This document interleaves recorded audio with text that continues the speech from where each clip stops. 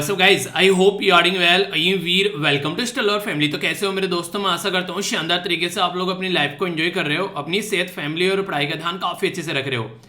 आज का लेक्चर काफी शानदार रहने वाला है। करंट प्लस स्टैटिक का मिक्सचर आप लोगों को यहाँ पर देखने को मिलेगा। काफी अच्छे से एक एक पॉइंट जो है वो क्रिस्टल क्लियर करते हुए हम लोग आगे बढ़ेंगे। आप लोगों को बस इतना काम करना है, वीडियो को टकटकी लगाकर देखना है और जब वीडियो कंप्लीट हो जाए तो एक बार रिकॉल कर लेना पूरा क्या क्या डिस्कस किया है, तो कभी भूलोगे नहीं। अपनी मेमोरी में ये आप लोगों के बेसिकली उन्हें कहते हैं कि स्टोर हो जाएगा। तो स्टोर करने का काम आप लोग का है, पढ़ाने का काम मेरा है, ठीक है। बाकी कैसा रहा आज का ये दिन जरूर बताएगा, पूरा दिन कैसे यूटिलाइज किया। आप लोग अगर कोई इंप्रूवमेंट करना चाहते हैं तो एक दिन को अगर जो भी गया है उसको एनालाइज करके नेक्स्ट डे को जरूर इंप्रूव कीजिए, ताकि चीजें जो है वो सही डायरेक्शन में आगे चलती रहें। तो बड़ी ही प्यारी बात बोली गई यार, बोला गया ना संघर्ष न तकलीफ तो क्या मजा है जीने में, बड़े बड़े तूफान थम जाते हैं जब आग लगी हो सीने में। जिंदगी में जब किसी इंसान को ये लगे कि यार अब तो जिंदगी बर्बाद होने वाली है, अगर अब कुछ नहीं किया तो अब काम से गया, तो ये चीजें आप लोगों को तब फील होगी जब किसी पॉइंट पर आकर आप लोग खड़े होंगे और सारे रिसोर्सेज आप लोग के हाथ में से जा चुके होंगे। नॉर्मली ऐसी चीज आप लोगों को तभी फील होती है जब आप लोग जिंदगी में एक ऐसे मुकाम पर आते हैं कि अब एज जो है एग्जाम की निकल चुकी है, ठीक है। घर वाले शादी करने के लिए तैयार बैठे हुए हैं, ओके। और लोगों ने जो है बेसिकली उन्हें एक तरीके से ताने देने स्टार्ट कर दिए हैं। समाज में भी हर बार ये पूछते हैं क्या कर रहे हो भाई साहब, कब तक पढ़ते रहोगे, अरे यार तुम तो पढ़ते ही रहोगे, अब शादी की उम्र हो गई है, शादी कर लो। तो उस टाइम पर आप लोग ये चीजें बेसिकली ऐसा लगता है कि बस अब उखाड़ के फेंक दो सारी चीजें। तो वो वाला जोन आता है, अगर ये जोन थोड़ा पहले आ जाए तो जिंदगी जो है वो सही डायरेक्शन में चले। पर लेकिन गलतियां हमारी हैं, हम लोगों को घर वालों ने टाइम तो पूरा दिया होता है, पर लेकिन कहीं ना कहीं हम लोगों ने उसको ढंग से यूटिलाइज नहीं किया, या फिर जहां पर यूटिलाइज करना चाहिए था वहां पर यूटिलाइज नहीं किया। तो फिर इंसान को ये लगता है कि यार काश उस टाइम पर ये चीजें कर ली होती। तो वो काश जिंदगी में न लगे आप लोग की, इससे पहले आप लोग इस काश से अवकाश ले लीजिए और अपनी जिंदगी को एक सही डायरेक्शन देकर आगे बढ़िए, वरना बाद में पछतावे के अलावा कुछ नहीं मिलेगा। और फिर वही राग आप लोग भी गाओगे कि यार काश उस टाइम पर जिंदगी में ये कर लिया होता, और फिर पछतावे क्या करे जब चिड़िया चुग गई खेत। तो ये सारी चीजें फिर बोलने का कोई मतलब नहीं है, जब टाइम है तब किया नहीं और फिर गाओ। इससे अच्छा तो फिर गाओ मत, एक्सेप्ट कर लो कि हाँ हम हार गए, हमारे बस की चीज नहीं थी। तो इस तरीके से आप लोगों को जिंदगी लेकर चलनी है। तो अभी टाइम है तो उसको ढंग से यूटिलाइज कर लो, बाद में तो फिर बातें ही रह जाती हैं और चीजें हाथ में नहीं रहती हैं, ठीक है। स्टार्ट करेंगे एक इंपॉर्टेंट डे के साथ में, काफी इंपॉर्टेंट है यहाँ पर, खासकर अगर आप लोगों को किताबों से प्यार है। किताबें जिसकी लाइफ का पार्टनर बन गई, वो जिंदगी में कभी इंसान जो है कभी ना तो बोर होने वाला है, ना ही कभी उसको ये लगेगा यार मेरा टाइम जो है वो मैं कैसे बिताऊं। यानी कि टाइम को भी बिताने में उसको कोई दिक्कत देखने को नहीं मिलेगी। तो इसलिए हमेशा याद रखें, अपने टाइम पर इस तरीके से फोकस देकर आप लोगों को चलना है, ताकि किताबें भी आप लोग अच्छे से पढ़ते रहो। तो बात करते हैं world book and copyright day के बारे में। तो ये काफी इंपॉर्टेंट डे है, यहाँ पर 23 अप्रैल को ये डे सेलिब्रेट किया जाता है। और अगर बात करें वर्ल्ड बुक डे और the international day of the books, दोनों इसी के नाम आप लोगों को यहाँ पर देखने को मिलते हैं। तो अगर बात करें तो यहाँ पर जो थीम है यहाँ पर ये बोला गया है, read so you never feel alone. देखिए किताबें है ना, अगर आप लोगों की दोस्त बन गई तो कभी इस बात की गारंटी देता हूं आप लोगों को अकेला फील करने नहीं देंगी। आप लोगों को अगर किताबें पढ़ने में इंटरेस्ट आने लगा तो कभी आप लोगों को किसी इंसान की जरूरत पड़ेगी ही नहीं, आप लोग उन्हीं में एंजॉय करना स्टार्ट कर दोगे। वो आप लोगों को इतना कनेक्ट करेंगे कि आप लोग उनके अंदर खो जाओगे, बिल्कुल ऐसे से मूवी के अंदर खो जाते हैं। पर लेकिन इसके लिए एक शर्त है, वो शर्त क्या है कि आप लोगों को पढ़ने में इंटरेस्ट आना चाहिए, आप लोग उसको पढ़ने को एंजॉय करने वाले इंसान होने चाहिए, तभी आप लोगों को वो चीजें करने में मजा आएगा और आप लोग इनको एंजॉय करोगे। जैसे नहीं मूवी बैठकर देखने लगे, बस देखते ही चले जाते हैं, कितनी ही दिखा लो, पर लेकिन जब पढ़ने की बात आती है तो लगता है सर कटता है कि यार ये पता नहीं कैसे होगा। तो इसलिए यहाँ पर यूसी के चलते हैं। तो यहाँ पर बात की जा रही है प्रमोट करना है रीडिंग को और पब्लिश करनी है, जो भी यहाँ पर किताबें पब्लिश होती हैं, कॉपीराइटेड किताबें आप लोगों को देखने को मिलती हैं। तो ये सारी किसी न किसी की मेहनत है, उनको ढंग से यूटिलाइज हम लोग करना चाहिए। तो United Nation Educational Scientific and Culture Organisation, जिसको आप लोग यूनेस्को बोलते हैं, वो यहाँ पर इसके बारे में काम करती है। क्यों? क्योंकि ऑलरेडी लिखा हुआ है यहाँ पर एजुकेशनल और साइंटिफिक और कल्चर ऑर्गेनाइजेशन, तो एजुकेशन के ऊपर भी यहाँ पर काम करती है ये। तो ये काफी इंपॉर्टेंट है। अगर कोई पूछ ले सबसे पहले ये डे जो है कब सेलिब्रेट किया गया था, यूनेस्को के द्वारा कब से इसको स्टार्ट किया गया था सेलिब्रेट करना, तो याद रखिएगा 1995 से सेलिब्रेट करना इसको स्टार्ट किया गया था, और तब से लेकर हम लोग आज तक इसको सेलिब्रेट कर रहे हैं। बेसिक पर्पज इसके पीछे ये भी रहता है कि हम लोग कॉपीराइट को नॉर्मली नहीं समझते हैं, यानी कि किसी का कंटेंट है उठाकर किसी का डाल दिया, तो कॉपीराइट वाली बातें भी हम लोग को समझनी पड़ेगी, वरना दिक्कतें देखने को मिलती हैं। तो ये काफी इंपॉर्टेंट पॉइंट बन जाता है, ठीक है।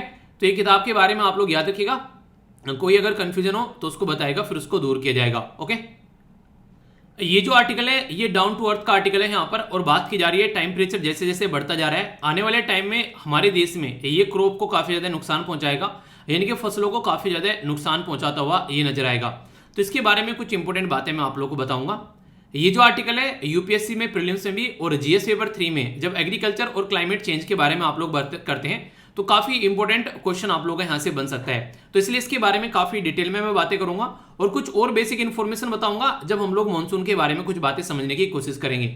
अभी यहाँ पर जो कृषि के विशेषज्ञ हैं यानी कि एग्रीकल्चर के जो एक्सपर्ट हैं उनके द्वारा ये बोला गया कि जो मार्च और अप्रैल का महीना जो है वो काफी ज्यादा गर्म रहा, जिसके चलते आने वाले टाइम में हमारी कंट्री के अंदर में खासकर अगर बात करें आसपास वाले रीजन में भी रबी जो कि विंटर में उगाई जाने वाली क्रॉप है और खरीफ जो कि मानसून में उगाई जाने वाली क्रॉप है, यहाँ पर बेसिकली ये इनके ऊपर काफी ज्यादा इंपैक्ट यहाँ पर पड़ने वाला है। और यहाँ पर स्टेट यहाँ तक भी बातें कर रहे हैं जो हमारी कंट्री में राज्य हैं कि सेंटर जो है वो कोई इनिशिएटिव नहीं ले रहा है यहाँ पर इनको बेसिकली जो भी यहाँ पर जो इंक्रीज हो रहा है प्रोडक्शन कि किस तरीके से उससे हेल्प करनी है। खासकर अगर बात करें तो एक तरीके से जैसे दाल होगी, ठीक है, मोटा अनाज हो गया या फिर न्यूट्रिशनल जो भी यहाँ पर एक तरीके से सीरियल्स है अनाज है उसके बारे में बात की जा रही है। तो सेंटर को एक कोई इनिशिएटिव लेना चाहिए ताकि इसकी प्रोडक्शन को और ज्यादा इंक्रीज करने में हेल्प मिले। और अगर प्रोडक्शन इंक्रीज हो जाती है तो फिर प्रोक्योरमेंट करने में सेंटर पीछे हटता है, तो ये दिक्कतें देखने को मिलती हैं।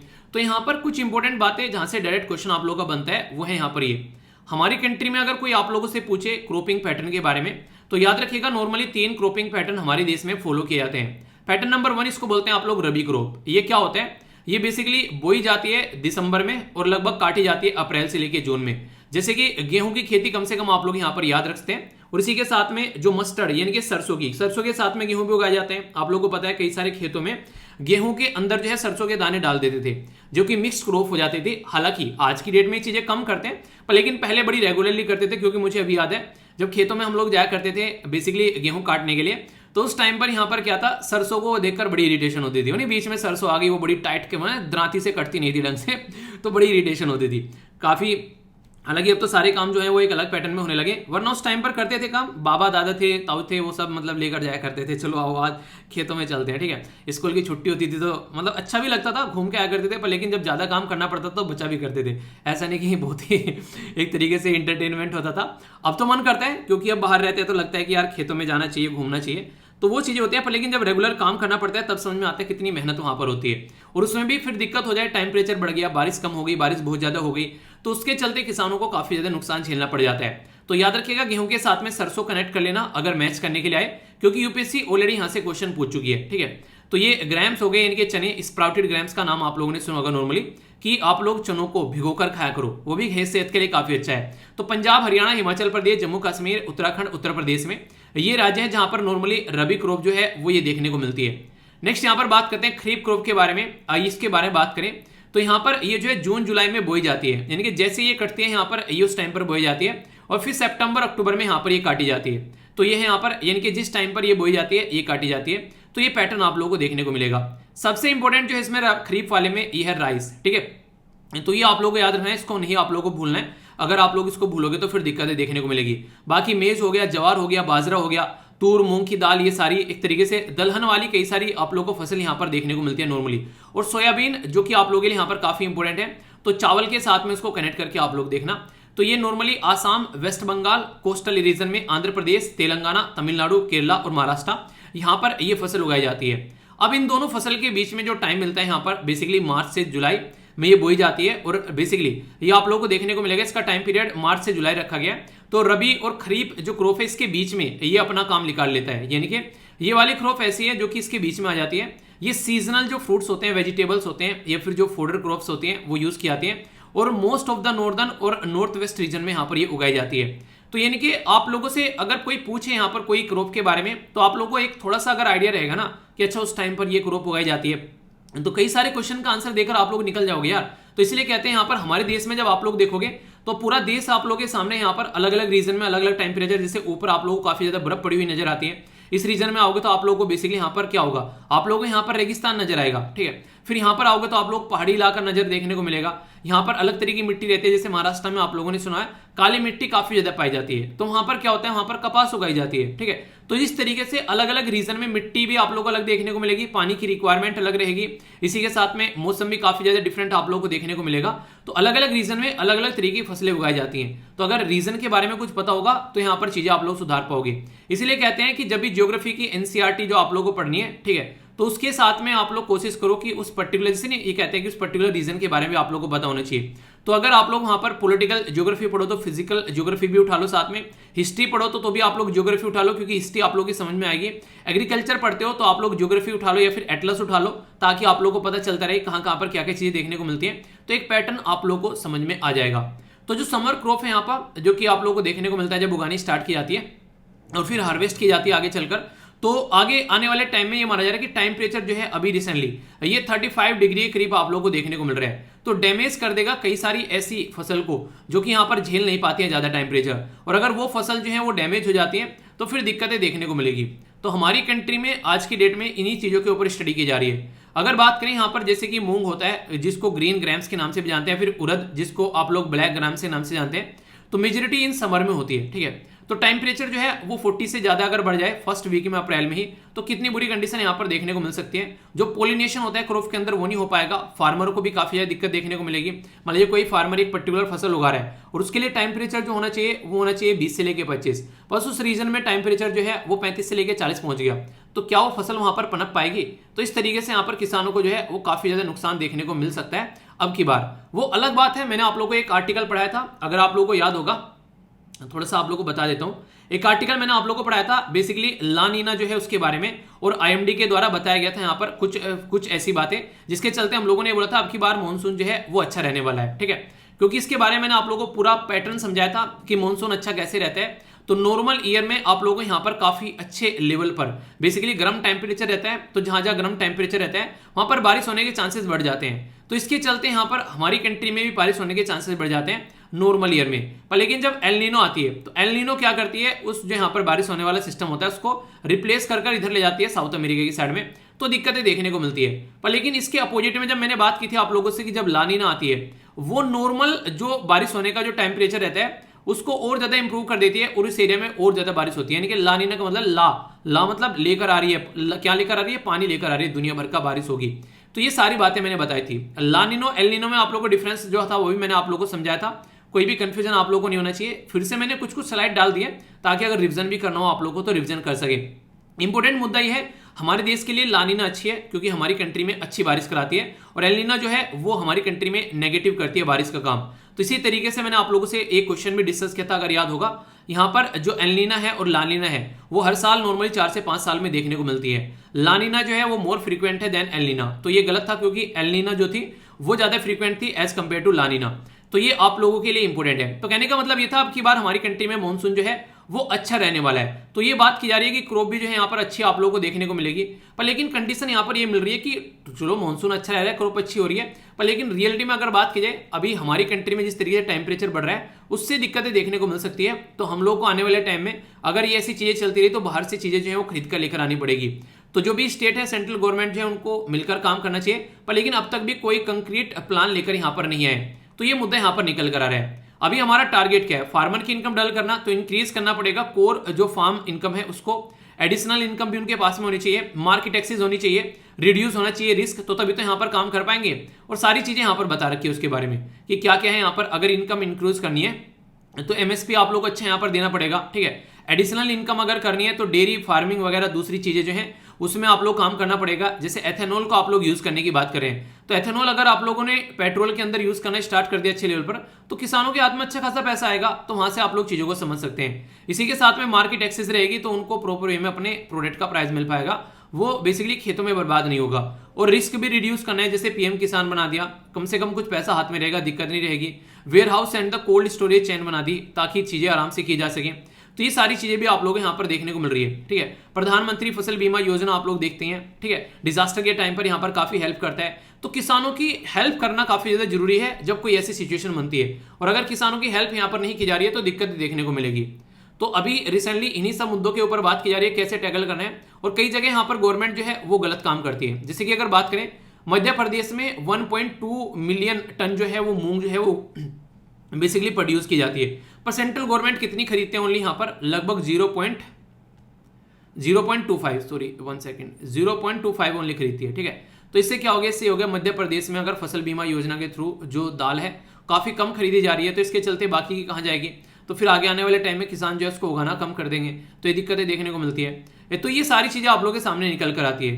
तो यानी कि अलग अलग एरिया में अलग अलग रीजन आप लोगों को देखने को मिलेगा। पानी का लेवल अलग है, ठीक है, उगाते टाइम मिट्टी का लेवल अलग है, मेहनत का लेवल अलग है।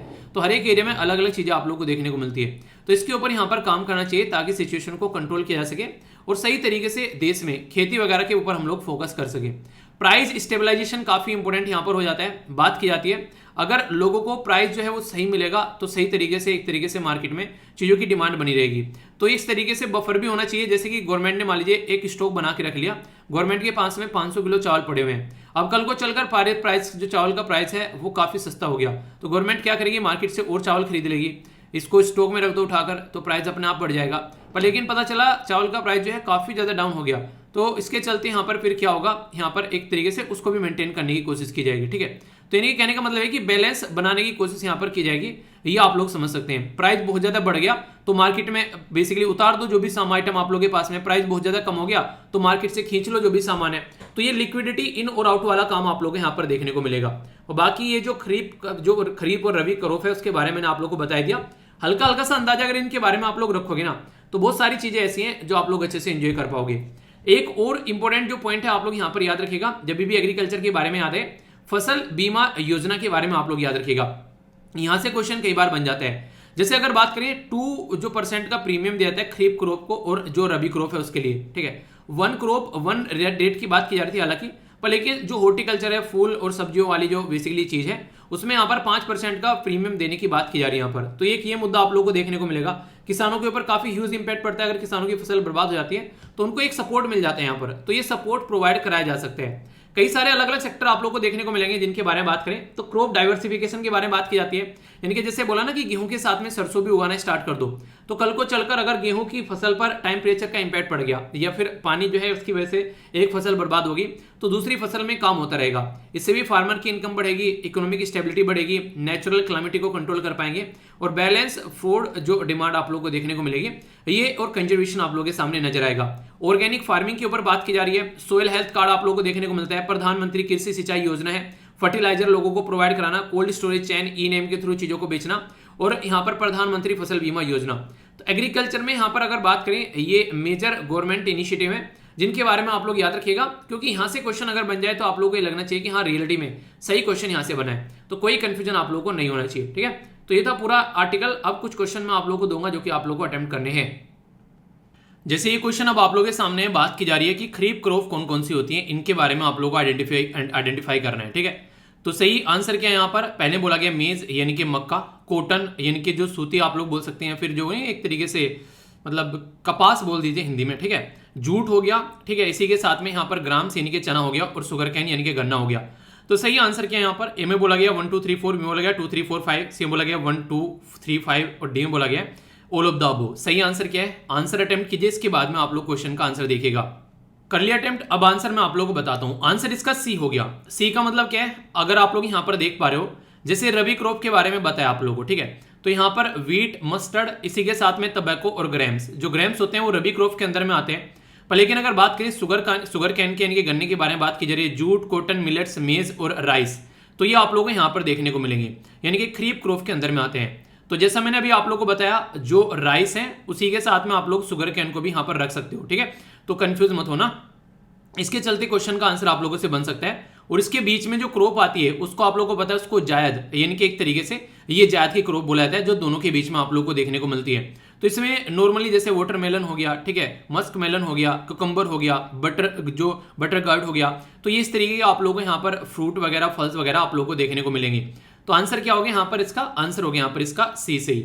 तो ऐसे क्वेश्चन यूपीएससी में भी ऑलरेडी आप लोगों से पूछे जा चुके हैं। अगर डायरेक्ट एग्जाम में क्वेश्चन बन जाए तो ये नहीं होना चाहिए कि यार ये कहां से आ गया, क्योंकि ये ऑलरेडी आप लोगों ने पढ़ रखा है, एक एक पॉइंट काफी डिटेल में आप लोगों को कवर करा है, तो कोई भी कंफ्यूजन नहीं होना चाहिए, एक एक पॉइंट आप लोगों के माइंड में क्रिस्टल क्लियर होना चाहिए। कब यहाँ पर कब से कब तक ये बेसिकली उगाई जाती है, कब से कब तक काटी जाती है, कौन कौन से सीजन होते हैं, और खासकर आप लोगों के लोकल एरिया में जो फसल उगाई जाती है उसके बारे में तो आप लोग जरूर याद रखिएगा। क्यों, क्योंकि इंटरव्यू में भी आप लोगों से क्वेश्चन बन जाएगा, फिर आप लोग बोले क्वेश्चन कहां से आ गया। तो यार ये छोटी छोटी चीजें ये आप लोगों को जरूर पता होनी चाहिए। ठीक है, काफी इंटरेस्टिंग क्वेश्चन है, क्रॉप डाइवर्सिफिकेशन के बारे में यहां पर बात की जा रही है। अभी रिसेंटली कई सारे ऐसे आर्टिकल्स आप लोगों ने अलग अलग न्यूज़पेपर में देखे होंगे कि पंजाब के अंदर काफी ज्यादा फोर्स किया गया कि क्रॉप को डाइवर्सिफाई किया जाए, क्योंकि मैक्सिमम एरिया में वो फसल उगाई जाती है जिसमें एमएसपी यानी कि मिनिमम सपोर्ट प्राइस जो है वो अच्छा मिलता है, बाकी दूसरी क्रॉप उगाई नहीं जाती है। तो कहीं ना कहीं बोला जाता है कि गवर्नमेंट की भी यहाँ पर कमी है। अगर गवर्नमेंट जो है दूसरी क्रॉप के लिए भी यहाँ पर आज की डेट में एमएसपी देना स्टार्ट कर दे तो किसानों का क्या है, किसानों को तो पैसे से मतलब है, उनको वहां पर वो उसको भी उगाना स्टार्ट कर देंगे, उनको तो अपना पेट पालना है एक तरीके से। ये चीजें आप लोगों को देखने को मिलेंगी। तो क्रॉप डाइवर्सिफिकेशन क्या करती है, कई बार जैसे कि टेम्परेचर बढ़ गया, बारिश हो गई और दिक्कत पड़ गई, तो उसमें उस पर्टिकुलर एरिया में ये भी कोशिश करती है कि जो फसल है उसको अच्छे से मेंटेन रखा जा सके, कम से कम एक फसल यहाँ पर लोगों के हाथ में लग जाए अगर दूसरी बर्बाद हो चुकी है। ठीक है, तो इस तरीके से समझ सकते हैं। तो यहां पर इंक्रीज करती है किसानों की इनकम, बात की जा रही है increase income on the small land holding, तो उसकी इनकम इंक्रीज होती है जो छोटे किसान है। ठीक है, इकोनॉमिक स्टेबिलिटी बनती है। आप लोगों को मैंने जैसे अभी बताया डाइवर्सिफिकेशन रहेगा, बोलते नहीं कि एक ही कैरेट में या फिर एक ही थाली में सारे या फिर एक ही टोकरी में सारे अंडे नहीं रखने चाहिए, अगर फूट गए तो सारे एक साथ जाएंगे। तो ऐसे आप लोग समझ सकते हैं। इसी के साथ में मिटिगेटिंग नेचुरल कैलेमिटी, यानी कि जो नेचुरल कैलेमिटी आती है जहां पर एक तरीके से कोई आपदा आ गई, बाढ़ आ गई, ठीक है, कहीं पर एक तरीके सूखा पड़ गया, बारिश बहुत ज्यादा हो गई, तो सोचो अगर बारिश बहुत ज्यादा हो गई, वहां पर चावल है उस एरिया में तो चावल बच जाएंगे, और अगर कोई ऐसा एरिया जहां पर सूखा है तो वहां पर कोई दलहन की खेती होगी तो वो बच जाएगी। तो इस तरीके से आप लोग समझ सकते हैं। तो यहां पर अगर इस तरीके की क्रॉप रहेगी तो यहां पर कुछ ना कुछ हाथ जरूर लगेगा। बैलेंस फूड डिमांड इससे भी हो पाएगा, जितना ज्यादा क्रॉप डाइवर्सिफिकेशन होगा लोगों को उतना अच्छा फूड मिल पाएगा, ये बोला गया है। इसी के साथ में बोला गया कंजर्वेशन में काफी हेल्प मिलेगी ताकि वो खत्म ना हो जाए। तो कौन सी स्टेटमेंट करेक्ट है ये आप लोग को बताना है। ए में बोला गया 1 2 3 4, बी में बोला गया 2 3 4 5, सी में बोला गया 1 2 3 5 और डी में बोला गया ऑल ऑफ द अबव। सही आंसर क्या है अगर इसके बारे में बात करूं, फिर से बोल रहा हूं क्वेश्चन को अटेम्प्ट कीजिएगा, उसके बाद में आंसर देना, क्योंकि ये वो सारी चीजें हैं जो ऑलरेडी मैं आप लोगों को पढ़ा चुका हूं। ठीक है, तो आंसर क्या है, आंसर है यहां पर डी। क्रॉप डाइवर्सिफिकेशन का बेसिकली मतलब ये होता है कि जब क्रॉपिंग पैटर्न में एक तरीके से आप लोगों को देखने को मिलेगा कि डिफरेंट जो आप लोगों को जो क्रॉप है वो यहां पर मिक्स कर उगाई जाती है, तो ये सारी चीजें आप लोगों को यहां पर देखने को मिलती हैं। तो आंसर इसलिए यहां पर इसका डी हो जाता है। कोई भी कंफ्यूजन माइंड में नहीं होना चाहिए, क्वेश्चन बिल्कुल क्लियर होना चाहिए, तभी बेसिकली चीजों को करने में मजा आता है अगर आप लोग माइंड में क्लैरिटी लेकर चलोगे तो। ये जो क्वेश्चन है ये यूपीएससी में 2016 में पूछा गया और मैंने आप लोगों को ये टॉपिक पढ़ाया था, तो अब आप लोग देखिए कितना पिद्दी सा क्वेश्चन पूछा गया है अगर आप लोगों ने टॉपिक ढंग से पढ़ा है। बात की जा रही है प्रधानमंत्री फसल बीमा योजना के बारे में। तो प्रधानमंत्री फसल बीमा योजना के बारे में कौन सी स्टेटमेंट करेक्ट है ये बताया गया है। बोला गया इस स्कीम के अंडर में जो किसान है उनको एक यूनिफॉर्म बेसिकली प्रीमियम पे करना पड़ता है 2% का सारी क्रॉप के लिए, चाहे कोई कैसी भी क्रॉप हो, यानी कि चाहे कोई खरीफ की क्रॉप हो, चाहे कोई रबी की क्रॉप हो, चाहे कोई हॉर्टिकल्चर हो, सबके लिए इतना ही पेमेंट के इतना ही बेसिकली यूनिफॉर्म उनको पे करना होता है। यहाँ पर ये बोला गया 2% का। दूसरी स्टेटमेंट में बोला गया कि यहाँ पर ये जो स्कीम होती है कवर करती है पोस्ट हार्वेस्ट जो लॉस होता है, जो कि यहाँ पर साइक्लोन या फिर अनसीजनल रेन से आ गया तो वो यहाँ पर कवर करता है। ठीक है, तो कौन सी स्टेटमेंट करेक्ट है ये आप लोग को बताना है। अगर नॉर्मल तरीके से आप लोग कॉमन सेंस भी यूज करोगे तो मैंने आप लोग को बताया था, अगर आप लोग को याद आ रहा होगा कि मैंने कहा 2% का जो प्रीमियम यहां पर दिया जाता है वो यहां पर दिया जाता है खरीफ की क्रॉप के लिए। ठीक है, और 1.5 का जो दिया जाता है वो दिया जाता है बेसिकली रबी की क्रॉप के लिए। और जब भी हम लोग बात करते हैं जैसे कि ऐसे ना कि जो कि हॉर्टिकल्चर होती है, तो ये जो फल फ्रूट वाली ये जो क्रॉप होती है उनके लिए नॉर्मली 5% का प्रीमियम दिया जाता है। तो ये आप लोग यहाँ पर याद होगा आप लोगों को। तो इसके चलते यहाँ पर जो ये बात की जा रही है ओनली 1 यूनिफॉर्म वाली, तो पहली स्टेटमेंट गलत हो गई। और नॉर्मल सी बात है यार, जब यहाँ पर बीमा की बात करेंगे तो जो लॉस होगा उसके बारे में बात करते हैं, तो यहाँ पर ये वाली स्टेटमेंट आप लोगों को सही देखने को मिलेगी। तो आंसर यहाँ पर इसका बी हो गया। ठीक है, हालांकि कई जगह भी बात करिए कि अगर फसल जो खेत में खड़ी है उसमें दिक्कत हो जाए पोस्ट हार्वेस्ट से पहले भी, पर लेकिन यहाँ पर इसने नहीं बोला कि ओनली पोस्ट हार्वेस्ट को दिया जाता है, ऐसा तो कहीं नहीं लिखा है इसमें। तो सेकंड स्टेटमेंट यहाँ पर सही होगी। तो ऐसे क्वेश्चन आप लोग देखिए, अगर आप लोगों ने ढंग से लेक्चर सुना है और आप लोगों ने प्रॉपर वे में उसको अंडरस्टैंड किया है तो कोई क्वेश्चन जो है वो आप लोगों के हाथ से छूट पाएगा कि आप लोग खुद देख लीजिए। तो इस तरीके से आप लोगों को चीजों को लेकर चलना है कि नहीं। इसी बहाने से ये क्वेश्चन और देख लेते हैं जो मैंने आप लोगों को पढ़ाया था। बेसिकली बात की जा रही है एल नीनो और इसी के साथ में ला लीना के बारे में। एल नीनो और ला लीना के बारे में कौन सी स्टेटमेंट करेक्ट है ये आप लोग को बताना है। बोला गया एल नीनो जो होती है और ला लीना जो होती है ये एवरी 4 to 5 ईयर आप लोग को देखने को मिलती है। दूसरा बोला गया ला नीना जो होती है वो मोर फ्रीक्वेंट है देन एल नीनो। ठीक है, तो यहां पर अगर ये भी बोल दे कि एल नीनो जो है वो मोर एक तरीके से मोस्ट वो इंपॉर्टेंट है मॉनसून के लिए as compare to La Nino के, तो ऐसे भी क्वेश्चन आप लोगों से बन सकता है डिफरेंट तरीके से। इंडिया के लिए कौन सा अच्छा है एल नीनो या ला नीनो उसके बारे में पूछा जा सकता है। तो सही आंसर क्या है अगर यहाँ पर इसके बारे में बात करूं तो ये 4 to 5 ईयर में देखने को मिलती है। जी हाँ बिल्कुल सही है, पर लेकिन दूसरी स्टेटमेंट बिल्कुल यहाँ पर इनकरेक्ट है। ला नीना जो है वो है मोर फ्रीक्वेंट बोला गया देन एल नीनो, जबकि उल्टा है, एल नीनो ज्यादा आती है as compare to La Nino और ला नीना कभी कभी आती है। तो आप लोगों ने देखा होगा अच्छे लोग जो है सोसाइटी में आप लोग कम ही देखने को मिलते हैं। ठीक है, तो इसके चलते क्या रहता है ये समझ सकते हैं आप लोग। तो जब यहां पर ला नीना का मतलब ला यानी कि मानसून को ला, तो मानसून को लेके हमारी साइड में आ, तो ये ला नीना अच्छी होती है हमारे लिए, पर लेकिन ये ज्यादा नहीं आती है, ज्यादातर एल नीनो आती है, जिसकी वजह से कई बार दिक्कतें देखने को मिलती है मानसून के अंदर में। तो आंसर यहां पर ए हो गया। तो इस तरीके से आप लोग यहां पर समझ सकते हैं अगर क्वेश्चन आप लोगों से पूछा जाए। और छोटी मोटी बातें अगर इसके बारे में आप लोगों से बात करूं, लिटिल गर्ल बोला जाता है इन स्पेनिश, ठीक है। तो यहां पर एक तरीके से बोला जा रहा है, इसके बारे में अगर आप लोगों से पूछा जाए, इसको यहां पर एल विजो या फिर कोल्ड इवेंट भी इसको बोलते हैं नॉर्मली। तो यहां पर मैंने बताया अभी यहां पर जैसे लानीना आती है, तो यहां पर पेरू वाले रीजन में आप लोगों को सूखा देखने को मिलेगा और ऑस्ट्रेलिया वाले रीजन में फ्लड आएगा। ऑस्ट्रेलिया के पास में ही आप लोगों को बेसिकली अपना एरिया देखने को मिलेगा, तो इसलिए हमारे एरिया में भी आप लोगों को अच्छी खासी बारिश देखने को मिलती है। हाई टेम्परेचर कहां पर रहेगा, वेस्ट पैसिफिक में और इंडियन ओशन में, इसी की वजह से वहां पर इतनी अच्छी खासी बारिश आती है और मॉनसून के लिए फायदेमंद रहती है जब लानीना आती है। तो ये आप लोगों को बताया था, ठीक है। एल नीनो और लानीना एवरी 4 to 5 ईयर देखने को मिलती रहती है, पर एल नीनो जो है वो ज्यादा आती है एज कंपेयर टू लानीना, ठीक है। तो ये आप लोगों को देखने को मिलेगा। ये जो एपिसोड है 9 से लेकर 12 महीने तक रहता है, जब यहां पर एल नीनो और लानीना का इंपैक्ट पड़ता है। तो इस तरीके से भी आप लोग यहां पर अंडरस्टैंड कर सकते हैं कि इनका इंपैक्ट जो है वो कैसे देखने को मिलता है। तो ये इस तरीके के कॉन्सेप्ट आप लोगों से कई बार पूछे जाते हैं, तो इसलिए माइंड में कंफ्यूजन नहीं रखना है, कॉन्सेप्ट को क्लैरिटी आप लोगों को लेकर चलनी है। तो यहाँ पर लालीना देखिए, यहाँ पर ये ऑस्ट्रेलिया वाले रीजन के ऊपर काफी गर्मी होगी, तो यहाँ पर टेम्परेचर अच्छा खासा बढ़ेगा, इसी के साथ में यहाँ पर बारिश होने के चांसेस काफी ज्यादा बढ़ जाएंगे। पर लेकिन अगर यहाँ पर जाएंगे साउथ अमेरिका के अंदर में, पेरू या फिर इक्वाडोर वाले रीजन में, यहाँ पर सूखा पड़ेगा यानी कि ड्रोथ देखने को मिलेगा और यहाँ पर फ्लड यानी कि बाढ़ देखने को मिलेगी।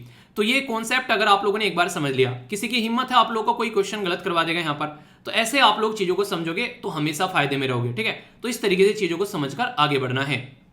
ये भी एक इंपॉर्टेंट न्यूज आप लोगों के लिए बन सकती है, वनडे टाइप में डायरेक्ट क्वेश्चन आप लोगों से बन जाएगा। प्रधानमंत्री संग्रहालय के बारे में बात की जा रही है। संग्रहालय मतलब एक ऐसी जगह जहां पर काफी कुछ इकट्ठा करके रखा जाए, एक ऐसी जगह जहां पर हमारे प्रधानमंत्री जो भी रहे उनके बारे में कुछ ना कुछ इंफॉर्मेशन आप लोग को देखने को मिले। तो इंपॉर्टेंट पर्सनैलिटी के अंदर आप लोग का क्वेश्चन बन सकता है यहाँ से, जिसको हिस्ट्री के साथ में आप लोग कनेक्ट कर देख सकते हैं। यूपीएससी प्रीलिम्स और जीएस पेपर 1 के अंदर भी आप लोग कनेक्ट कर सकते हैं। प्राइम मिनिस्टर मोदी के द्वारा यहाँ पर बोला गया कि प्रधानमंत्री संग्रहालय जो है वो इनोग्रेट किया जाएगा।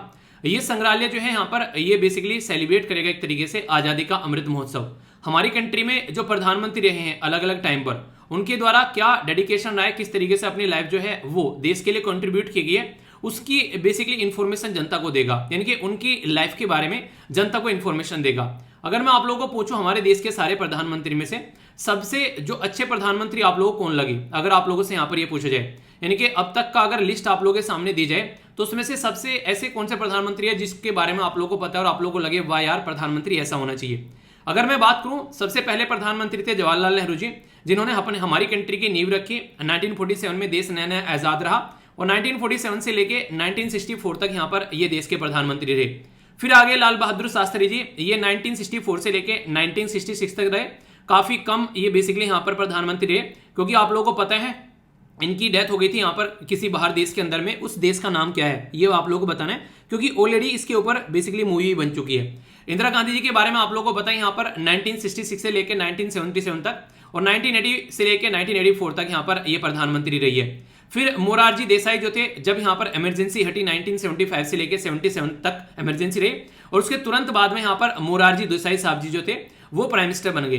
1979 से लेकर 80 तक यहाँ पर चरण सिंह जी रहे यहाँ पर, और इसके बाद में 1984 में यहाँ पर आप लोगों को देखने को मिलेगा राजीव गांधी जी जो यहाँ पर पावर में आ गए। वीपी सिंह जी जो थे वो 1989 से लेकर 1990 तक, और उसके बाद में फिर आप लोगों को यहाँ पर देखने को मिलेगा चंद्रशेखर जी 90 से लेकर 1991 तक, और पीवी नरसिम्हा राव जो है वो 1991 से लेकर 1996 तक। कई सारे रिफॉर्म यहाँ पर इनके टाइम पर लाए गए जो कि आप लोगों को पता है। अटल बिहारी वाजपेयी जी यहाँ पर ये 1998 से लेकर 2014 तक, और फिर एचडी देव 2004 तक, ठीक है। एचडी देवगौड़ा जो है यहाँ पर ये रहे 1996 से लेकर 1997 तक, ठीक है। तो ये आप लोग समझ सकते हैं। इसी के साथ में इंद्र कुमार गुजराल की बात की जा रही है, ये आप लोगों को देखने को मिलेंगे 1997 से 1998 तक का। यहाँ पर है बेसिकली डॉक्टर मनमोहन सिंह जी 2004 से लेके 2014 तक का, ठीक है। और इसी के साथ में अब है फिलहाल टाइम पे 2014 से लेके अब तक का प्राइम मिनिस्टर नरेंद्र मोदी। तो यहाँ पर इनमें से अगर सबके काम के बारे में आप लोगों से बातें की जाए तो कौन से प्राइम मिनिस्टर ऐसे हैं जिन्होंने काफी शानदार परफॉर्मेंस दी है आपके हिसाब से। अभी हम लोग बात करें प्रधानमंत्री संग्रहालय के बारे में, तो सबसे पहले बनाया कहां पर जा रहा है, तो ये दिल्ली में बनाया जा रहा है, नॉर्मल सी बात है। तो यहाँ पर ये हर एक प्राइम मिनिस्टर का क्या कंट्रीब्यूशन रहा आजादी के बाद में। आजादी से पहले तो आप लोग सब पढ़ते हैं, अच्छा ये कर दिया वो कर दिया, आजादी के बाद की बात यहाँ पर की जा रही है। इसी के साथ में यहाँ पर क्या क्या उनके द्वारा काम किए गए वो सारी चीजें यहाँ पर तो अभी आप लोगों को पता है कि 3 मूर्ति भवन है दिल्ली के अंदर में, उसको ब्लॉक 1 बोला गया है, और जो नई बिल्डिंग अभी बनाई जा रही है संग्रहालय के तौर पर उसको यहाँ पर ब्लॉक 2 बोला जा रहा है। तो ब्लॉक 1 और ब्लॉक 2 दो ब्लॉक आप लोगों को यहाँ पर देखने को मिलेंगे जो इसके लिए काम करते हैं। बेसिकली जो यहाँ पर डिजाइन किया जा रहा है म्यूजियम, वो इंस्पिरेशनल स्टोरी रहेगी लोगों के लिए कि हमारी कंट्री में जो लीडर्स रहे हैं कैसे उनके द्वारा देश को लेकर आगे बढ़ा गया है, और कैसे यहाँ पर इसके अंदर जो यूज किया जाएगा वो इन्वायरमेंट को ध्यान में रखते हुए काम किया जाएगा, सस्टेनेबल और एनर्जी कंजर्वेशन की प्रैक्टिस को इसके अंदर फॉलो किया जाएगा।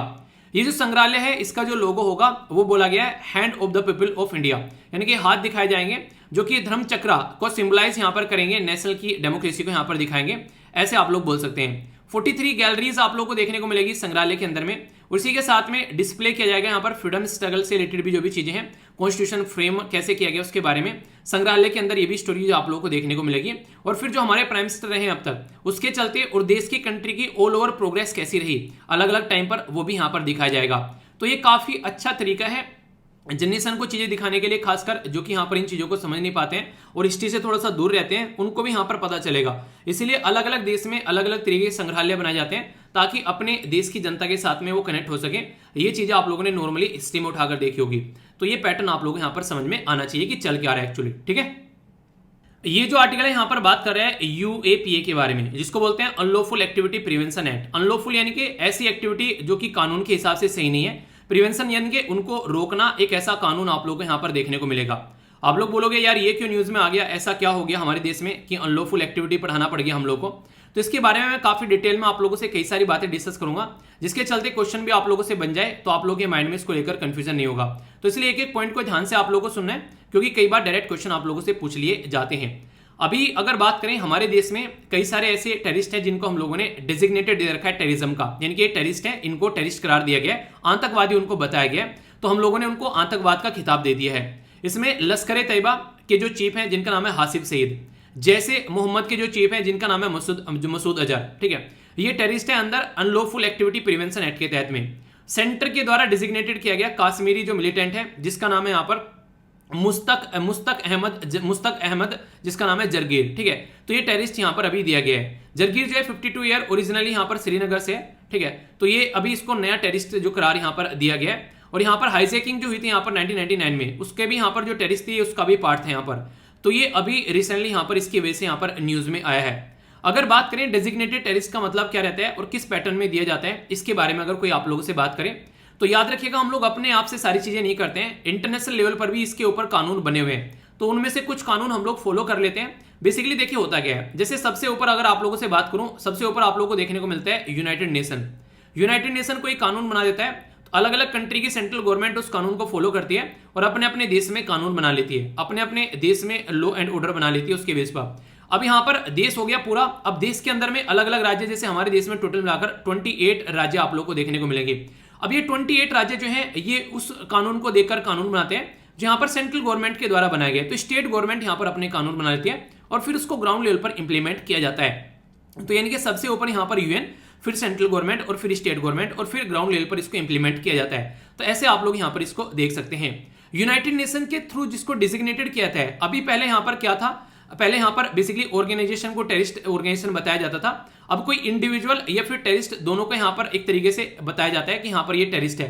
अभी यहाँ पर एक तो यहाँ पर यूएन अपनी लिस्ट तैयार करता है कि ये डेजिग्नेटेड टेररिस्ट है, और एक यूनाइटेड स्टेट ऑफ अमेरिका का जो डिपार्टमेंट है, डिपार्टमेंट ऑफ स्टेट है, वो भी यहाँ पर फॉरेन टेररिस्ट ऑर्गेनाइजेशन की लिस्ट तैयार करता है। इनकी सबसे मेन जो दो लिस्ट आज की डेट में मानी जाती है, एक तो यूएन की है, कोई डाउट ही नहीं है, और दूसरी यहाँ पर आप लोगों को देखने को मिलेगी जो बेसिकली यहाँ पर निकल कर आएगी। ठीक है, तो इन दोनों के बारे में आप लोग याद रखिएगा।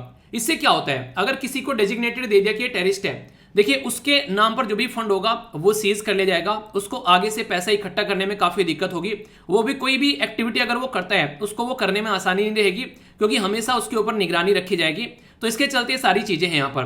तो यहाँ पर जो जरगर करके यहाँ पर ये टेररिस्ट डाला गया है अभी यहाँ पर पाकिस्तान का, कश्मीर के अंदर काफी ज्यादा उल्टी सीधी हरकतें फैलाता है, तो ये कई बार यहाँ पर रेडिकल जो प्रोक्सीज हैं उनको सपोर्ट करता है। यानी एक तरीके से आप लोगों ने कई बार देखा होगा कि यार मैं क्लास में नहीं आ पाऊंगा आज ना मेरी प्रोक्सी लगा देना, तो ऐसे यहाँ पर टेररिज्म फैलाता है प्रोक्सी के थ्रू, जो कि यहाँ पर प्रेजेंट तो ये नहीं होता है, इसकी जगह कोई और काम कर रहा होता है। तो इसके चलते यहाँ पर अनलॉफुल एक्टिविटी प्रिवेंशन एक्ट 2019 का, जिसके अंदर हम लोगों ने अमेंडमेंट भी किया, अभी यहाँ पर यूनियन गवर्नमेंट क्या करती है, इंडिविजुअल को भी टेररिस्ट बना देती है। यानी कि पहले देखिए क्या था, पहले यहाँ पर जैसे कानून तो था पर लेकिन हम लोग क्या करते थे, किसी ऑर्गेनाइजेशन को ही, किसी संस्था को हम लोग टेररिस्ट बताते थे कि ये टेररिस्ट ऑर्गेनाइजेशन है।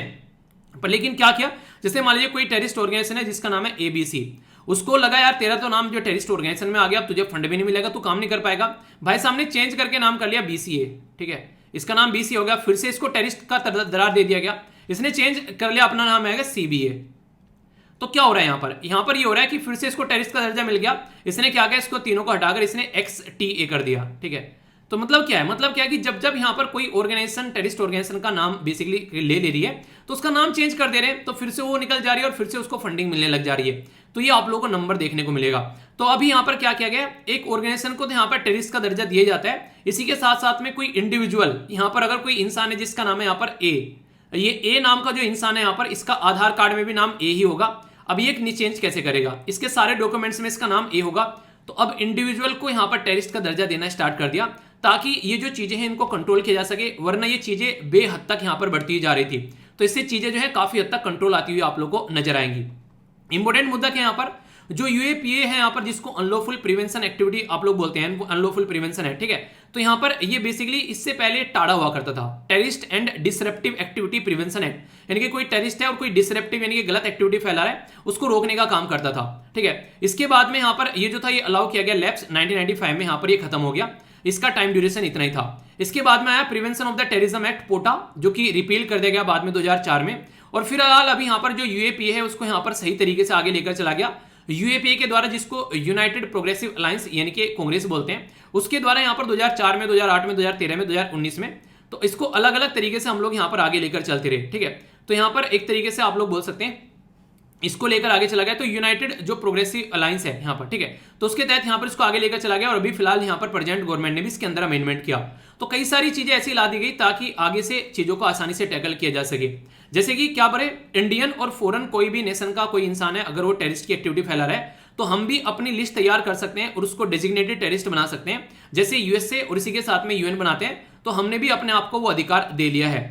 ये एप्लीकेबल होता है जो भी आउटसाइड इंडिया भी अगर कोई ऑफेंस यहां पर कमिटेड करता है। यहां पर अगर बात करें, चार्जशीट जो फाइल की जाएगी विद इन 180 डेज, अगर कोई ऐसी हरकतें करता हुआ पाया जाता है और उसको अरेस्ट किया जाता है, इसी के साथ में 90 डेज जो यहां पर विद इन, ये आप लोगों को देखने को मिलेगा, जो एक तरीके से अगर नहीं कोई ऐसी इसको प्रस्तुत किया जाता है तो उसको डिफॉल्ट बेल मान लिया जाता है और स्पेशल कोर्ट अंडर यूएपीए के अंदर ट्रायल कंडक्ट की जाती है। काफी टाइट शेड्यूल फॉलो कराया गया। अभी यहां पर 2019 में जो अमेंडमेंट किया गया, इसमें कई सारी और चीजें आप लोगों को देखने को मिली। एक तो इंडिविजुअल या फिर ऑर्गेनाइजेशन को हम लोग लेकर आएंगे, दूसरा यहां पर अगर कोई एक्ट करता है टेररिज्म का, ठीक है, प्रिपेयर करता है फॉर टेररिज्म, प्रमोट करता है टेररिज्म, या फिर कोई इन्वॉल्व रहता है टेररिज्म में, यानी टेररिज्म के साथ में कैसे भी कोई कनेक्ट है, अगर वो ये भी बोले कि मैं काम नहीं कर रहा हूं यार, वो काम कर रहा था, मैं तो यहां पर खड़ा हुआ था, मैंने कुछ नहीं किया, तो वो अगर उसको सपोर्ट कर रहा है, एक तरीके से मोरल भी सपोर्ट कर रहा है, फिजिकली इमोशनली पैसों के थ्रू सपोर्ट कर रहा है, तो उसको भी अपने कटघरे में खड़ा कर लेगा यहां पर यूएपीए। डायरेक्टर जनरल कौन है यहां पर, जो बेसिकली इसको देखते हैं यहां पर, तो अप्रूव किया था डायरेक्टर जनरल, जो कि एनआईए यानी कि नेशनल इन्वेस्टिगेटिंग एजेंसी के जो हेड है वो यहां पर इसको अप्रूव करते हैं। और इंस्पेक्टर जनरल या फिर उससे ऊपर की जो इंस्पेक्टर या फिर उससे ऊपर की रैंक का ऑफिसर जो है वो इन्वेस्टिगेट करेगा इस मैटर के अंदर में। इंटरनेशनल कन्वेंशन फॉर, जो यहां पर बेसिकली बात की जा रही है, ये एक तरीके का कन्वेंशन है जिसे बोलते हैं international convention for basically suppression of act and और न्यूक्लियर टेररिज्म, 2005 में लाया गया था। तो इसके तहत भी यहां पर टेररिस्ट अगर कोई हरकतें करता है तो उसको भी यहां पर इसके तहत यहां पर माना जाता है। यानी कि टेररिज्म को रोकने का एक आसान तरीका है, जैसे सब अपनी लिस्ट तैयार करते हैं ऐसे हम भी अपनी लिस्ट तैयार करते हैं और हम भी इसके ऊपर यहां पर काम करते हैं। तो काफी अच्छा एक कानून आप लोग बोल सकते हैं, लोगों को बेसिकली एक सही दिशा में और सही तरीके से चीजों को आगे लेकर चलने के लिए। आप लोग की क्या राय है इसके बारे में, ये कैसा कानून लगा, आप लोग अपनी राय इसके बारे में बता सकते हैं। काफी इंपॉर्टेंट कानून है, कोई कंफ्यूजन आप लोग को नहीं होना चाहिए, ठीक है। नेक्स्ट इंपॉर्टेंट टॉपिक आप लोगों के सामने, क्वेश्चन जो पूछता हूं उसको जरूर अटेम्प्ट किया कीजिए, और ये क्वेश्चन कई सारे ऑलरेडी एग्जाम में पूछे जा चुके हैं तो कंफ्यूजन नहीं होना चाहिए। तो 3 क्वेश्चन मैंने ऑलरेडी आप लोगों से डिस्कस कर लिए हैं, अभी इस टॉपिक के अंदर आप लोग कई सारे क्वेश्चन देखने को मिलेंगे, अच्छे से अटेम्प्ट करना, ठीक है। यूपीएससी प्रीलिम्स और इसी के साथ में आर्ट एंड कल्चर के अंदर आप लोगों से क्वेश्चन पूछा जा सकता है। अभी हमारी कंट्री के जो आज के दिन में वाइस प्रेसिडेंट हैं उनका नाम है एम वेंकैया नायडू जी, ठीक है। तो इनके द्वारा अभी यहाँ पर हमारी कंट्री में जो न्यू ईयर अभी सेलिब्रेट किया गया तो उसके बारे में यहाँ पर बात की गई। तो इंडिया में जो न्यू ईयर फेस्टिवल है उसको अलग अलग नाम से पुकारते हैं हम लोग, कहीं पर इसको आप लोगों ने देखा होगा, इसके अलग अलग नाम है जो कि मैं लेने जा रहा हूँ। आप लोग ये बताएगा कौन कौन से एरिया में किस किस नाम से पुकारा जाता है। जैसे उगादी हो गया, दूसरा यहाँ पर युगादी हो गया, इसी के साथ में गुड़ी पावा हो गया यहाँ पर, ठीक है। नेक्स्ट यहाँ पर चैत्र, बेसिकली चैत्र शुक्लादि हो गया, ठीक है। इसी के साथ में यहाँ पर आप लोगों को देखने को मिलेगा चेती चांद, नेक्स्ट आप लोगों को देखने को मिलेगा यहाँ पर बेसिकली ये है साजिबू, ठीक है। साजिबू अगर बात करें यहाँ पर पूरा नाम है इसका साजिबू चिरोबा, ठीक है, साजिबू चिरोबा। इसी के साथ में आप लोगों को देखने को मिलेगा नवरे। तो ये अलग अलग हमारी कंट्री में नाम है जो कि यहाँ पर पुकारे जाते हैं, जिसमें कोई भी डाउट आप लोगों को नहीं होना चाहिए। क्योंकि अगर बात करें हमारी कंट्री में ना, आप लोगों को बताया था काफी डिफरेंट कल्चर आप लोगों को देखने को मिलेगा। तो किस किस रीजन में किस किस नाम से पुकारा जाता है, यूपीएससी इसके ऊपर ऑलरेडी क्वेश्चन पूछ चुकी है। नहीं यकीन आ रहा है तो 2018 क्वेश्चन आप लोगों के सामने यहाँ पर ये कुछ नाम दे रखे हैं आप लोगों से यहाँ पर, और मैच करने के लिए भी यहाँ पर आ जाते हैं, ठीक है। तो कई बार फेस्टिवल और कई बार ऐसी चीजें आप लोगों से पूछी जाती है कौन कौन सी ट्रेडिशन कहां पर सेलिब्रेट की जाती है, तो यहां पर आप लोग देख सकते हैं। तो काफी सारी चीजें मैं आप लोगों को बताने वाला हूं, ध्यान से सुनिएगा, ठीक है। जैसे हम लोग बात करें ट्रेडिशनल जो यहाँ पर न्यू ईयर फेस्टिवल पर सेलिब्रेट की जाती है, तो वो आप लोग देखेगा। जैसे यहाँ पर बात करें, यहाँ पर पहला हो गया यहाँ पर भोग बिहू, ठीक है। तो यहाँ पर भोग बिहू हो गया, ये कहां पर सेलिब्रेट किया जाता है, तो बिहू से ही आप लोग समझ सकते हैं यहाँ पर ये आसाम यानी कि नॉर्थ ईस्ट में देखने को मिलेगा, ठीक है। इसको भोग बिहू या फिर यहां पर रंगोली बिहू के नाम से भी जानते हैं, या फिर XAAT बिहू के नाम से भी जानते हैं, सेवंथ बिहू जिसको नॉर्मली बोला जाता है। तो ट्रेडिशनल एबोरिजिनल का मतलब होता है जो लोकल कम्युनिटी है, ठीक है, जो वहां की, ठीक है। तो उनके लिए फेस्टिवल आप लोगों को देखने को मिलेगा। तो ये कहां का है, ये आप लोगों को नजर आएगा आसाम का। तो अगर कोई आप लोगों से यहाँ पर भोग बिहू के बारे में बात करें तो आंख बंद कर आप लोग आसाम के बारे में लिख सकते हैं। आसाम हमारी कंट्री में नॉर्थ ईस्ट में एक राज्य है, वो कौन कौन से राज्य को टच करता है, अगर ये आप लोगों से पूछा जाए तो ये आप लोगों को पता होना चाहिए। आसाम जो है हमारी कंट्री में यहाँ पर ये राज्य है, ये अरुणाचल प्रदेश, नागालैंड, मिजोरम, इसी के साथ मणिपुर, मिजोरम, त्रिपुरा और मेघालय, और इसी के साथ में आप लोग यहाँ पर वेस्ट बंगाल को टच करता हुआ नजर आता है, ठीक है। तो ये याद रखिएगा, टोटल मिलाकर ऐसे 7 राज्य हैं जिनको यहाँ पर आसाम टच करते हैं। इंटरनेशनल बॉर्डर कौन कौन से टच करता है आसाम, तो ये भी याद रखिएगा। एक हो गया भूटान और दूसरा आप लोगों को देखने को मिलेगा बांग्लादेश। इसके अलावा किसी को टच नहीं करता है, तो 2 इंटरनेशनल बाउंड्री भी आप लोगों को देखने को मिलेगी, ठीक है। तो ये बेसिक चीजें जिससे आप लोगों से कई बार क्वेश्चन जो है वो यहां पर बन जाया करते हैं, तो कोई कंफ्यूजन आप लोगों को इसके बारे में नहीं होना चाहिए। आगे बात करते हैं नेक्स्ट के बारे में। ये बात की जा रही है बेसिकली गुड़ी पावा। गुड़ी पावा आप लोगों को देखने को मिलेगा, ये मराठी और कोंकणी हिंदू जो है वो सेलिब्रेट करते हैं। मराठी तो पता है कहां पर बोली जाती है, महाराष्ट्र में। क्या आप लोगों को पता है कोंकणी कहां पर बोली जाती है? हमारे देश में कोंकणी लैंग्वेज जो है वो कहां पर बोली जाती है? देखिए, कोई भी माँ के पेट से सीख के नहीं आता है। मैं आप लोगों को हमेशा बोलता हूं, जो चीजें आप लोगों को पढ़ा रहा हूं ना, एक टाइम ऐसा था ये मुझे भी नहीं आती थी, तो इसलिए डरने की घबराने की कोई जरूरत नहीं है। रेगुलर अगर आप लोग पढ़ते रहोगे, अपने ऊपर ट्रस्ट रखोगे, तो ये सारी चीजें आप लोगों को आसान लगने लगेगी। पर लेकिन रेगुलर आप लोग को ट्रस्ट करना पड़ेगा, तभी आसान लगेगी, हवा में आसान नहीं लगेगी, ठीक है। तो इसलिए रेगुलर चीजों को पढ़ते रहना है, ओके। तो ये इंपॉर्टेंट है काफी। इसी के साथ में ये कोंकणी है बेसिकली गोवा वाले एरिया की, ठीक है। नेक्स्ट बात की जा रही है यहाँ पर, ये है नाबा बिरसा। नाबा बिरसा अगर बात करें यहाँ पर, ये नाबा बिरसा जो है सेलिब्रेट किया जाता है न्यू ईयर वेस्ट बंगाल में। तो यहाँ पर बंगाली कैलेंडर के हिसाब से आप लोगों को देखने को मिलेगा। तो ये जो जिस राज्य से आप लोग आते हैं उसके बारे में बताते रहिएगा, ताकि मुझे भी पता चलता रहे, ठीक है। पाना अगर बात करें संस्कृति, तो यहां पर ये आप लोगों को देखने को मिलेगा महाबिसुबा। तो ये महाबिसुबा संस्कृति भी बेसिकली इसको बोला जाता है। तो ये आप लोगों को उड़ीसा के अंदर नजर आएगा, ठीक है। तो अगर आप लोग उड़ीसा से आते हैं तो स्टेट पीसेस के अंदर आप लोगों को यहां से क्वेश्चन बन सकता है, जो कि स्टेटिक पोर्शन की कैटेगरी में आता है, तो इसलिए याद रखिएगा यहां पर, ठीक है। इसी के साथ में बात की जा रही है पुथांडु। पुथांडु यहां पर बोला जा रहा है बेसिकली, इसी के साथ में इसको पुथु वृद्धनम, ठीक है, ये भी बोला जाता है। तो ये तमिलनाडु का न्यू ईयर यहां पर बोला जाता है। तो तमिल कैलेंडर के हिसाब से, ट्रेडिशनल के हिसाब से यहां पर ये जो है ये सेलिब्रेट किया जाता है। तो 5 मैंने आप लोगों को यहां पर बता दिया, 5 अलग अलग राज्य में जो कि न्यू ईयर अलग अलग जो नाम से सेलिब्रेट किए जाते हैं।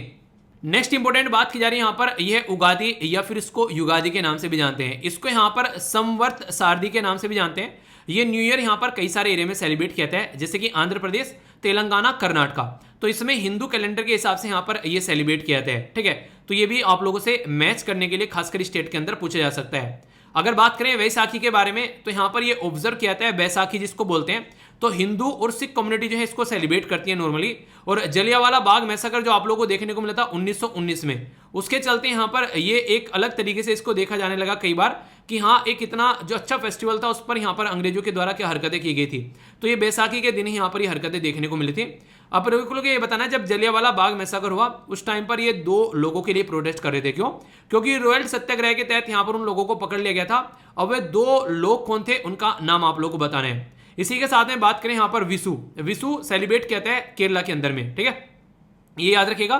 तुलुनाडु ये रीजन है बेसिकली कर्नाटक के अंदर में, मेहर डिस्ट्रिक्ट, इसी के साथ में यूनियन टेरिटरी पुदुचेरी के अंदर में। और यहाँ पर बेसिकली नेबरिंग जो तमिलनाडु की जो आसपास की कम्युनिटी है वहां पर ये आप लोग को देखने को मिलेगा।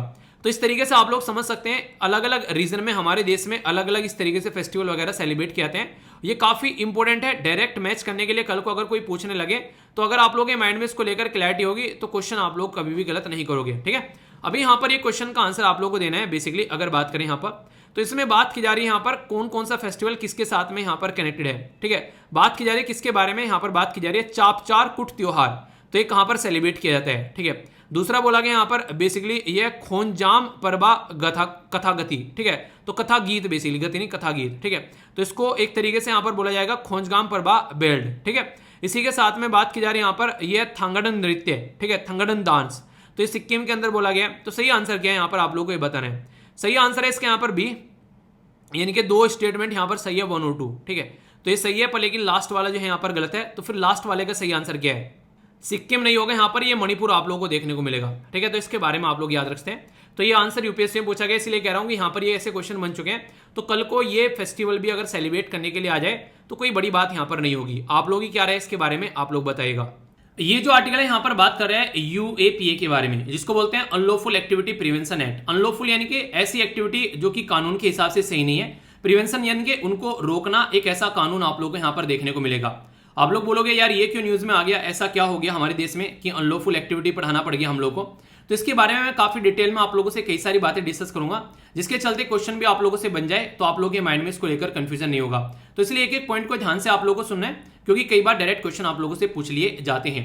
अभी अगर बात करें हमारे देश में कई सारे ऐसे टेररिस्ट हैं जिनको हम लोगों ने डेजिग्नेटेड दे रखा है टेररिज्म का, यानी कि ये टेररिस्ट हैं, इनको टेररिस्ट करार दिया गया है, आतंकवादी उनको बताया गया है, तो हम लोगों ने उनको आतंकवाद का खिताब दे दिया है। इसमें लश्कर तैयबा के जो चीफ हैं जिनका नाम है हासिफ सईद, जैसे मोहम्मद के जो चीफ हैं जिनका नाम है मसूद अजहर। ठीक है, ये टेररिस्ट है अंदर अनलॉफुल एक्टिविटी प्रिवेंशन एक्ट के तहत में। सेंटर के द्वारा डिजिग्नेटेड किया गया कश्मीरी जो मिलिटेंट है जिसका नाम है यहाँ पर मुस्तक अहमद जिसका नाम है जरगीर। ठीक है, तो ये टेररिस्ट यहाँ पर अभी दिया गया है। जरगीर जो है 52 ईयर ओरिजिनली यहाँ पर श्रीनगर से है। ठीक है, तो ये अभी इसको नया टेररिस्ट जो करार यहाँ पर दिया गया है। और यहाँ पर हाईजैकिंग जो हुई थी यहाँ पर 1999 में, उसके भी यहाँ पर जो टेररिस्ट थी उसका भी पार्ट था यहाँ पर। तो ये अभी रिसेंटली यहाँ पर इसकी वजह से यहाँ पर न्यूज में आया है। अगर बात करें डेजिग्नेटेड टेररिस्ट का मतलब क्या रहता है और किस पैटर्न में दिया जाता है, इसके बारे में अगर कोई आप लोगों से बात करें तो याद रखिएगा हम लोग अपने आप से सारी चीजें नहीं करते हैं, इंटरनेशनल लेवल पर भी इसके ऊपर कानून बने हुए हैं, तो उनमें से कुछ कानून हम लोग फॉलो कर लेते हैं। बेसिकली देखिए होता क्या है, जैसे सबसे ऊपर अगर आप लोगों से बात करूं, सबसे ऊपर आप लोगों को देखने को मिलता है यूनाइटेड नेशन कोई कानून बना देता है, तो अलग अलग कंट्री की सेंट्रल गवर्नमेंट उस कानून को फॉलो करती है और अपने अपने देश में कानून बना लेती है, अपने अपने देश में लॉ एंड ऑर्डर बना लेती है उसके बेस पर। अब यहाँ पर देश हो गया पूरा, अब देश के अंदर में अलग अलग राज्य, जैसे हमारे देश में टोटल मिलाकर 28 राज्य आप लोग को देखने को मिलेंगे। अब ये 28 राज्य जो हैं ये उस कानून को देखकर कानून बनाते हैं जो यहाँ पर सेंट्रल गवर्नमेंट के द्वारा बनाया गया है। तो स्टेट गवर्नमेंट यहाँ पर अपने कानून बना लेती है और फिर उसको ग्राउंड लेवल पर इंप्लीमेंट किया जाता है। तो यानी कि सबसे ऊपर यहाँ पर यूएन, फिर सेंट्रल गवर्नमेंट और फिर स्टेट गवर्नमेंट और फिर ग्राउंड लेवल पर इसको इंप्लीमेंट किया जाता है। तो ऐसे आप लोग यहाँ पर इसको देख सकते हैं। यूनाइटेड नेशन के थ्रू जिसको डिजिग्नेटेड किया था, अभी पहले यहाँ पर क्या था, पहले यहाँ पर बेसिकली ऑर्गेनाइजेशन को टेररिस्ट ऑर्गेनाइजेशन बताया जाता था। अब कोई इंडिविजुअल या फिर टेररिस्ट दोनों को यहाँ पर एक तरीके से बताया जाता है कि यहाँ पर ये टेररिस्ट है। अभी यहाँ पर एक तो यहाँ पर यूएन अपनी लिस्ट तैयार करता है कि ये डेजिग्नेटेड टेररिस्ट है, और एक यूनाइटेड स्टेट ऑफ अमेरिका का जो डिपार्टमेंट है, डिपार्टमेंट ऑफ स्टेट है, वो भी यहाँ पर फॉरेन टेररिस्ट ऑर्गेनाइजेशन की लिस्ट तैयार करता है। यानी कि सबसे मेन जो दो लिस्ट आज की डेट में मानी जाती है, एक तो यूएन की है, कोई डाउट ही नहीं है, और दूसरी यहाँ पर आप लोगों को देखने को मिलेगी जो बेसिकली यहाँ पर निकल कर आएगी। ठीक है, तो इन दोनों के बारे में आप लोग याद रखिएगा। इससे क्या होता है, अगर किसी को डेजिग्नेटेड दे दिया कि ये टेररिस्ट है, देखिए उसके नाम पर जो भी फंड होगा वो सीज कर लिया जाएगा, उसको आगे से पैसा इकट्ठा करने में काफी दिक्कत होगी, वो भी कोई भी एक्टिविटी अगर वो करता है उसको वो करने में आसानी नहीं रहेगी, क्योंकि हमेशा उसके ऊपर निगरानी रखी जाएगी। तो इसके चलते सारी चीजें हैं यहाँ पर। तो यहाँ पर जो जरगर करके यहाँ पर ये टेररिस्ट डाला गया है अभी यहाँ पर पाकिस्तान का, कश्मीर के अंदर काफी ज्यादा उल्टी सीधी हरकतें फैलाता है, तो ये कई बार यहाँ पर रेडिकल जो प्रोक्सीज हैं उनको सपोर्ट करता है। यानी एक तरीके से आप लोगों ने कई बार देखा होगा कि यार मैं क्लास में नहीं आ पाऊंगा आज ना मेरी प्रोक्सी लगा देना, तो ऐसे यहाँ पर टेररिज्म फैलाता है प्रोक्सी के थ्रू, जो कि यहाँ पर प्रेजेंट तो ये नहीं होता है, इसकी जगह कोई और काम कर रहा होता है। तो इसके चलते यहाँ पर अनलॉफुल एक्टिविटी प्रिवेंशन एक्ट 2019 का, जिसके अंदर हम लोगों ने अमेंडमेंट भी किया, अभी यहाँ पर यूनियन गवर्नमेंट क्या करती है, इंडिविजुअल को भी टेररिस्ट बना देती है। यानी कि पहले देखिए क्या था, पहले यहाँ पर जैसे कानून तो था पर लेकिन हम लोग क्या करते थे, किसी ऑर्गेनाइजेशन को ही, किसी संस्था को हम लोग टेररिस्ट बताते थे कि ये टेररिस्ट ऑर्गेनाइजेशन है। पर लेकिन क्या किया, जैसे मान लीजिए कोई टेररिस्ट ऑर्गेनाइजेशन है जिसका नाम है एबीसी, उसको लगा यार तेरा तो नाम जो टेररिस्ट ऑर्गेनाइजेशन में आ गया, अब तुझे फंड भी नहीं मिलेगा, तू काम नहीं कर पाएगा, भाई साहब ने चेंज करके नाम कर लिया बीसीए। ठीक है, इसका नाम बीसी हो गया, फिर से इसको टेररिस्ट का दरार दे दिया गया। इसने चेंज कर लिया, अपना नाम है सीबीए। तो क्या हो रहा है यहां पर ये हो रहा है कि फिर से इसको टेररिस्ट का दर्जा मिल गया। इसने क्या किया, इसको तीनों को हटाकर इसने XTA कर दिया। ठीक है, तो मतलब क्या है, मतलब क्या है कि जब जब यहां पर कोई ऑर्गेनाइजेशन टेररिस्ट ऑर्गेनाइजेशन का नाम बेसिकली ले रही है तो उसका नाम चेंज कर दे रहे हैं, तो फिर से वो निकल जा रही है और फिर से उसको फंडिंग मिलने लग जा रही है। तो ये आप लोगों को नंबर देखने को मिलेगा। तो अभी यहां पर क्या किया गया, एक ऑर्गेनाइजेशन को यहां पर टेररिस्ट का दर्जा दिया जाता है, इसी के साथ साथ में कोई इंडिविजुअल, यहां पर अगर कोई इंसान है जिसका नाम है यहां पर ये ए नाम का जो इंसान है यहां पर, इसका आधार कार्ड में भी नाम ए ही होगा। अब ये चेंज कैसे करेगा, इसके सारे डॉक्यूमेंट्स में इसका नाम ए होगा। तो अब इंडिविजुअल को यहां पर टेररिस्ट का दर्जा देना स्टार्ट कर दिया, ताकि ये जो चीजें हैं इनको कंट्रोल किया जा सके, वरना ये चीजें बेहद तक यहां पर बढ़ती जा रही थी। तो इससे चीजें जो है काफी हद तक कंट्रोल आती हुई आप लोग को नजर आएंगी। इंपॉर्टेंट मुद्दा क्या यहां पर, जो यूएपीए है यहां पर, जिसको अनलॉफुल प्रिवेंशन एक्टिविटी आप लोग बोलते हैं, अनलॉफुल प्रिवेंशन है। ठीक है, तो यहां पर ये बेसिकली इससे पहले टाड़ा हुआ करता था, terrorist and disruptive activity prevention act, यानी कि कोई टेररिस्ट है और कोई डिसरप्टिव यानी कि गलत एक्टिविटी फैला रहा है, उसको रोकने का काम करता था। ठीक है, इसके बाद में यहां पर ये जो था ये अलाउ किया गया, लैप्स 1995 में यहां पर ये खत्म हो गया, इसका टाइम ड्यूरेशन इतना ही था। इसके बाद में आया prevention of the terrorism act POTA, जो कि रिपील कर दिया गया बाद में 2004 में। और फिलहाल अभी यहां पर जो यूएपीए है उसको यहां पर सही तरीके से आगे लेकर चला गया। यूएपीए के द्वारा, जिसको यूनाइटेड प्रोग्रेसिव अलायंस यानी कि कांग्रेस बोलते हैं, उसके द्वारा यहां पर 2004 में, 2008 में, 2013 में, 2019 में, तो इसको अलग अलग तरीके से हम लोग यहां पर आगे लेकर चलते रहे। ठीक है, तो यहां पर एक तरीके से आप लोग बोल सकते हैं इसको लेकर आगे चला गया। तो यूनाइटेड जो प्रोग्रेसिव अलायंस है यहां पर, ठीक है, तो उसके तहत यहां पर इसको आगे लेकर चला गया। और अभी फिलहाल यहां पर प्रेजेंट गवर्नमेंट ने भी इसके अंदर अमेंडमेंट किया। तो कई सारी चीजें ऐसी ला दी गई ताकि आगे से चीजों को आसानी से टैकल किया जा सके। जैसे कि क्या बड़े इंडियन और फॉरेन कोई भी नेशन का कोई इंसान है, अगर वो टेररिस्ट की एक्टिविटी फैला रहा है, तो हम भी अपनी लिस्ट तैयार कर सकते हैं और उसको डेजिग्नेटेड टेररिस्ट बना सकते हैं, जैसे यूएसए और इसी के साथ में यूएन बनाते हैं। तो हमने भी अपने आप को वो अधिकार दे लिया है।